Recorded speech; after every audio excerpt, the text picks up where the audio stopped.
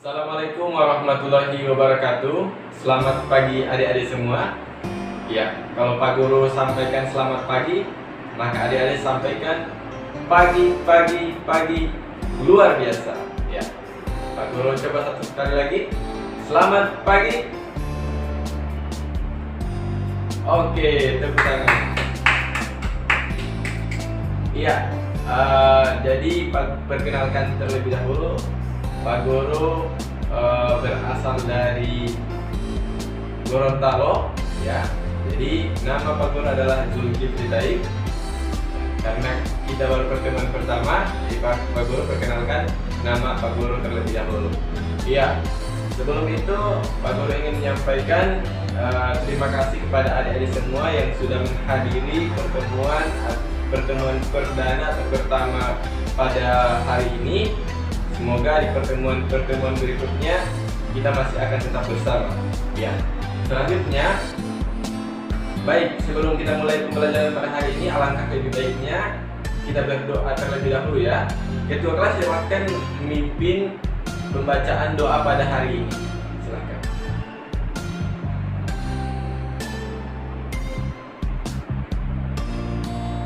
Alhamdulillah, tadi Ketua kelas sudah membacakan doa. Insya Allah kita semua bisa mempelajari apa yang sudah kita pelajari pada pelajaran hari ini, ya, dan bisa bermanfaat untuk orang banyak. Ya, selanjutnya Pak Guru absen dulu, atau silakan ketua kelas untuk melihat teman-teman siapa saja yang tidak hadir atau sakit. Silakan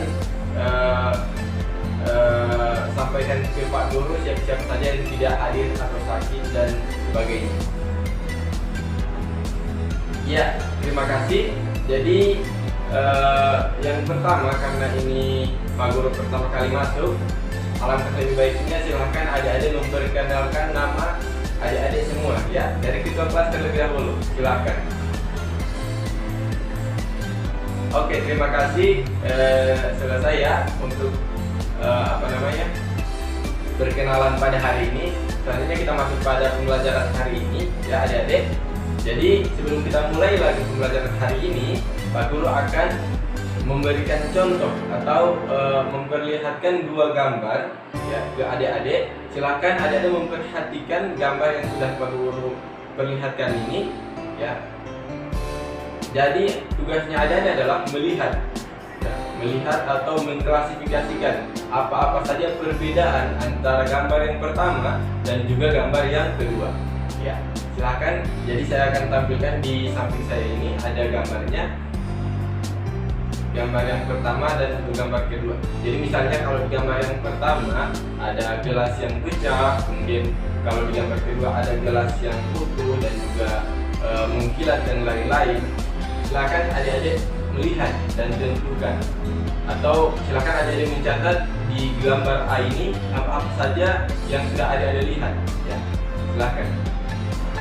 Ya, itu tadi gambar yang sudah Pak Guru perlihatkan ke adik-adik semua. Jadi Pak Guru hari ini akan memberikan pelajaran atau materi kita pada hari ini adalah teks laporan hasil observasi ya. Jadi sebelum Pak Guru masuk lebih jauh lagi ke pembelajaran hari ini, Pak Guru akan sampaikan tujuan pembelajarannya adalah peserta didik atau adik-adik semua harus mampu menentukan isi pokok laporan hasil observasi dan harus menentukan ciri-ciri kebahasaan dalam teks laporan hasil observasi. Kemudian adik-adik juga harus mampu menyusun ringkasan teks laporan hasil observasi berdasarkan ciri, struktur, dan juga isi teks laporan hasil observasi. Ya. Kemudian adik-adik juga harus mampu meringkas laporan hasil observasi berdasarkan struktur, ciri kebahasaan, dan isi teks laporan hasil observasi, yaitu dengan cara dengan rasa yang bertanggung jawab, ingin mengetahui segala sesuatu tentang teks hasil observasi, kemudian kerja keras, tanggung jawab, dan lain sebagainya. Ya, jadi itu poin utama. Jadi dalam pembelajaran kali ini tentunya adik-adik akan dibentuk dengan yang namanya rasa tanggung jawab, kerja keras untuk mengerjakan apa yang sudah Pak Guru sampaikan atau sudah Pak Guru berikan tugas. Kemudian rasa ingin tahu itu akan muncul, kira-kira apa ini hasil teks observasi ini, teks hasil observasi ya. Kemudian adik-adik juga bisa bersahabat dengan teman-teman sebangku adik atau teman-teman sekelas adik-adik semua ya. Jadi selama pembelajaran adik-adik itu harus komunikatif ya, harus berkomunikasi dengan teman-teman yang ada di sekitar ya. Baik, itu tadi tujuan pembelajaran pada hari ini ya. Baik, selanjutnya Pak Guru akan membagi adik-adik menjadi berkelompok ya. Silakan duduk berkelompok. Pak Guru sudah bagikan, sudah nama-namanya sudah ada di ketua kelas ya. Silakan. Jadi setelah ini Pak Guru akan memberikan teks ke adik-adik semua dengan tentunya berbeda-beda. Ada yang bercerita tentang wayang, ada yang bercerita tentang misalnya superhero dan lain-lain. Ya, silakan adik-adik melihat atau mendeskripsikan apa-apa saja yang sudah adik-adik baca di situ. Kemudian tugasnya adik-adik adalah mempresentasikan di depan kelas. Ya, silakan presentasikan di depan kelas masing-masing kelompok. Kemudian ada kelompok lain yang menanggapi presentasi dari adik-adik sekalian. Silakan. Oke, kita berikan tepuk tangan untuk adik-adik yang sudah mempresentasikan materi yang sudah Pak Guru berikan di tiap-tiap kelompok. Ya, berikan tepuk tangan. Ya, jadi Pak Guru akan menjelaskan terlebih dahulu apa itu laporan teks hasil observasi dan materi yang sudah adik-adik sampaikan tadi. Jadi teks laporan hasil observasi adalah teks yang berisi penjabaran yang melaporkan sesuatu berupa hasil dari pengamatan ya, pengamatan atau observasi. Jadi teks laporan observasi ini juga disebut sebagai teks klasifikasi karena memuat klasifikasi mengenai jenis-jenis sesuatu berdasarkan kriteria tertentu ya. Jadi itu pengertian dari teks laporan hasil observasi ya.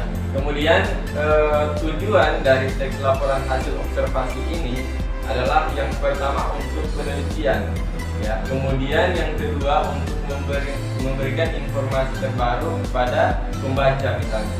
Kemudian untuk mengatasi persoalan tertentu. Kemudian yang keempat itu untuk menemukan teknik atau cara terbaru. Jadi bagaimana adik-adik itu bisa mengklasifikasi atau mendeskripsikan apa-apa saja yang sudah adik-adik lihat ya. Kemudian yang kelima untuk mengambil keputusan yang lebih efektif. Kemudian yang keenam untuk melakukan pengawasan atau perbaikan. Jadi setelah adik-adik mendeskripsikan, adik-adik melihat kembali teks yang sudah adik-adik susun tadi ya. Jadi bisa melakukan pengawasan atau perbaikan di dalam teks tersebut. Kemudian untuk mengetahui perkembangan dalam suatu permasalahan tersebut. Ya, baik, selanjutnya struktur atau penyusunan teks laporan hasil observasi ini seperti apa? Ya, yang pertama dalam teks laporan hasil observasi ini ada pernyataan umum. Misalnya rumah ini adalah rumah siapa, atau penjelasan rumah ini bagaimana, atau tempat wisata ini seperti apa, tempat wisata ini tempat berkunjung dan sebagainya. Kemudian dalam teks laporan hasil observasi juga yang kedua itu ada pernyataan atau deskripsi bagian ya. Jadi adanya tadi sudah Pak Guru berikan dua contoh, dua gambar. Kemudian adik-adik memilah atau memilih-milih atau mendeskripsikan bagian-bagian yang ada dalam gambar yang tadi sudah Pak Guru jelaskan. Jadi itu bagian-bagiannya. Misalnya di situ ada gelas yang pecah, kemudian di gambar yang selanjutnya gambar yang gelasnya yang tidak pecah dan juga sangat baik, sangat mengkilat dan lain sebagainya. Jadi itu deskripsi bagiannya. Kemudian yang ketiga ada deskripsi manfaat. Jadi di sini jika adik-adik misalnya menulis teks laporan hasil observasi, adik-adik juga harus memperhatikan apa manfaatnya untuk pembaca nantinya. Misalnya kalau adik-adik tadi membaca, kan Pak Guru sudah memberikan teks-teks kepada adik-adik tentang laporan hasil observasi. Nah, adik-adik di situ bisa melihat manfaat apa saja yang terkandung di dalam teks laporan hasil observasi yang sudah adik-adik baca tadi. Jadi seperti itu deskripsi manfaat yang ada pada teks laporan hasil observasi. Ya, selanjutnya Pak Guru ingin memberitahukan langkah-langkah menyusun laporan hasil observasi. Jadi seperti yang Pak Guru sudah sampaikan tadi, tujuan pembelajaran hari ini adik-adik itu harus mampu menyusun teks laporan hasil observasi. Ya, dan tadi Pak Guru sudah berikan teks untuk membaca, kemudian mempresentasikan di depan, sudah sangat baik sekali. Kemudian Pak Guru akan memberitahukan langkah-langkah menyusun teks laporan hasil observasi ini. Ya, tadi kan sudah ada strukturnya, itu ada pernyataan umum, deskripsi bagian, dan juga deskripsi manfaat. Nah, di sini langkah-langkah menyusun teks laporan hasil observasinya. Yang pertama, adik-adik harus menentukan objek. Ini yang pertama dan terlebih dahulu. Jadi objek apa? Misalnya adik-adik mengambil objek gunung, ya. Jadi gunung ini seperti apa, kemudian pernyataan umumnya bagaimana, pernyataan bagiannya bagaimana, kemudian manfaat untuk orang banyak supaya orang itu tahu bagaimana seperti ini gunung dan sebagainya. Misalnya juga pantai, ya adik-adik bisa mendeskripsikan seperti gunung yang sudah Pak Guru sampaikan tadi. Ya, jadi seperti itu. Kemudian yang kedua, adik-adik harus melakukan observasi. Harus melakukan observasi terhadap objek yang sudah adik-adik tentukan. Yang sudah Pak Guru katakan tadi, misalnya kalau gunung, adik-adik bisa melihat apa saja yang bisa diambil dari gunung itu. Ya, jadi kalau di zaman digital sekarang ini, adik-adik tidak perlu lagi misalnya ambil gunung, adik-adik harus naik gunung. Tidak harus. Jadi adik-adik hanya bisa melihat misalnya di internet gunung ini seperti apa dan sebagainya. Ya, kemudian yang paling penting juga, di saat teman-teman melakukan observasi, silahkan adik-adik mencatat hasil observasi yang sudah adik-adik lakukan ini. Ya, jadi pelan-pelan, kemudian catat. Nah, ini adalah langkah yang sangat efektif Pak Guru kira untuk menyusun teks laporan hasil observasi, agar nantinya pada saat menyusun dari awal hingga akhir, adik-adik bisa melihat, ini saja yang sudah menjadi laporan hasil observasi yang sudah adik-adik berikan atau sudah adik-adik lihat tadi. Ya, jadi seperti itu. Kemudian yang terakhir, yang kelima, adik-adik harus meneliti kembali apa saja yang sudah ada ditulis. Misalnya sudah ada satu teks laporan hasil observasi, adik-adik harus melihat kembali apa saja kesalahan-kesalahan yang sudah adik-adik tulis tadi, yang adik-adik tulis di teks laporan hasil observasi tadi. Ya, jadi seperti itu adik-adik semua. Oke, selanjutnya Pak Guru sampaikan tadi sudah sangat baik sekali presentasi dari kelompok 1, 2, 3, dan 4 ya. Jadi ada beberapa kekurangan. Ada tadi kelompok yang tidak memberikan salam, kemudian yang tidak semangat. Ada juga kelompok yang